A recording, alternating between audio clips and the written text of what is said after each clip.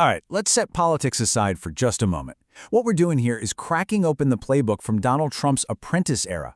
We're digging into the core business principles he talked about for years, the actual tactics on negotiation, leadership, and what he called the mindset of a winner. So let's get right into it.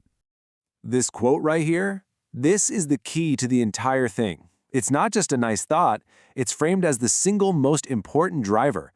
Every tactic, every piece of advice we're about to explore, it all points back to this one singular goal, to win. So, where do we start? First up, the art of the deal. Let's break down the core principles of what it takes to succeed in high-stakes negotiation. You see, the playbook presents negotiation as, well, almost like a performance. It's not a one-size-fits-all approach. It's all about reading the person across the table. Do they respond to pressure? Or do they need to be charmed? The idea is you become whatever you need to be to get that deal signed. Okay, so here's a classic investment question. Would you bet on a really smart person in a bad location or an idiot in a great one?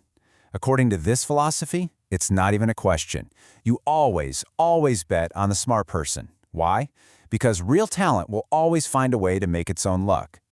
So these are the ground rules. It's all about maximizing your control and leverage. Skip the middlemen, go straight to the decision maker. Do your homework and know your opponent. And you have to project confidence. Never ever beg. And that last point is critical. When you shake hands, the deal is done. Your word is your bond. It's about being tough, but also having integrity.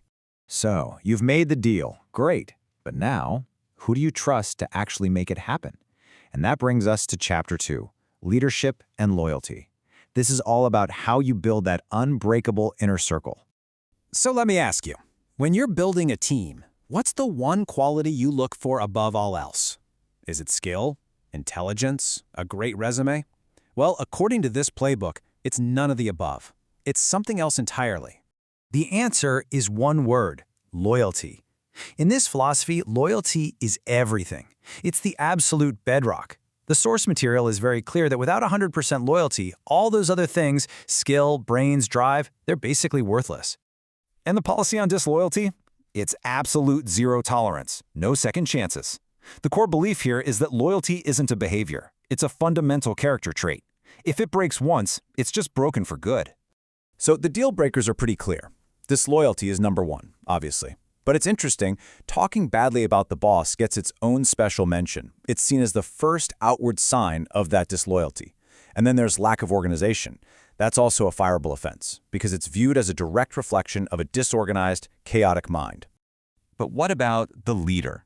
The playbook argues that your specific style, whether you're a yeller or a quiet motivator, it really doesn't matter. The only thing, the one universal quality that every great leader must have, is respect. If your team doesn't respect you, you're not actually leading anyone.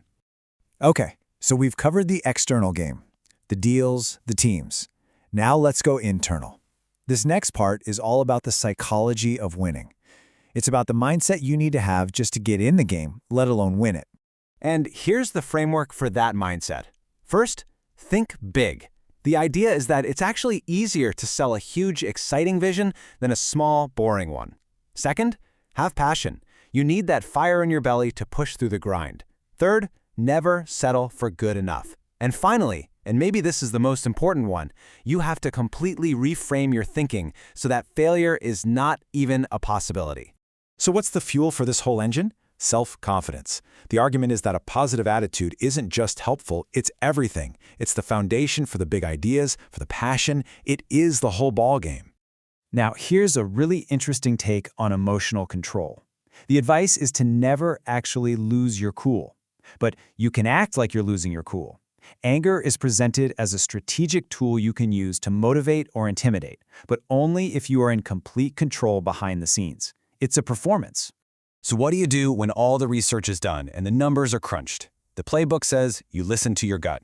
It argues that your biggest and best deals won't come from a spreadsheet. They'll come from an instinct that you have to learn to trust more than anything else.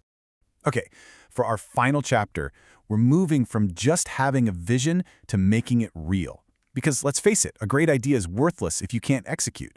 This is all about the details, about turning a deal on paper into an actual building on the skyline.